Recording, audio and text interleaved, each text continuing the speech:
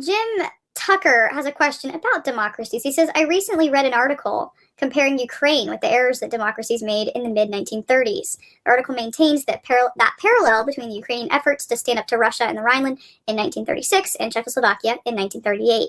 Is this a fair assessment? Is there anywhere one can find a clear, honest assessment of the Ukraine situation, perhaps a timeline of relevant events? I'll be back.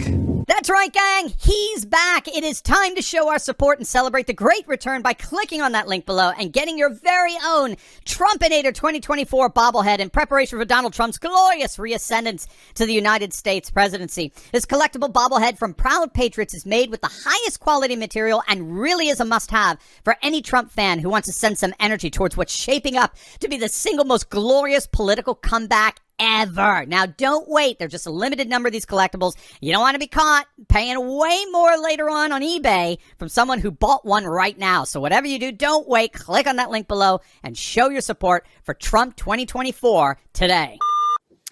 It's a good question. I don't know the answer to that specifically historically. Mid 20th century Eastern European histories. I'm totally ignorant of that. In terms of the assessment of what's really happening, I do tend to recommend to people John Mearsheimer's lecture on YouTube that he gave before hostilities broke out, before tanks were on their border, where he predicted there was going to be a massive hot war that would erupt in Ukraine. And it's because of great power politics. The gist of the thesis is very simple. All states amass power. They have to amass power because they don't know what the other state is going to do. The other state might end up invading them or trying to cheat them and trade or what have you. So all states have to amass a certain amount of power.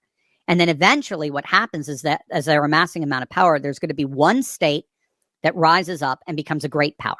It means, in other words, it's going to have all the resources it needs to be the power that stands over all the other powers. And then by its nature, what a great power does is it protects what's known as its hegemon, its region of influence, because that region of influence it guarantees its protection.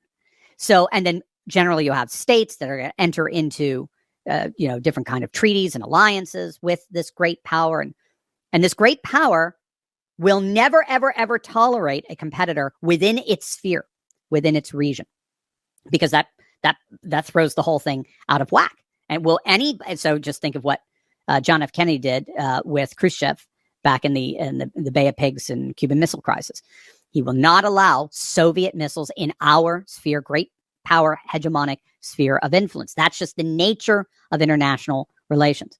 After the fall of the Soviet Union in 1991, the United States became the sole superpower, the sole hegemon, the sole great power on the planet.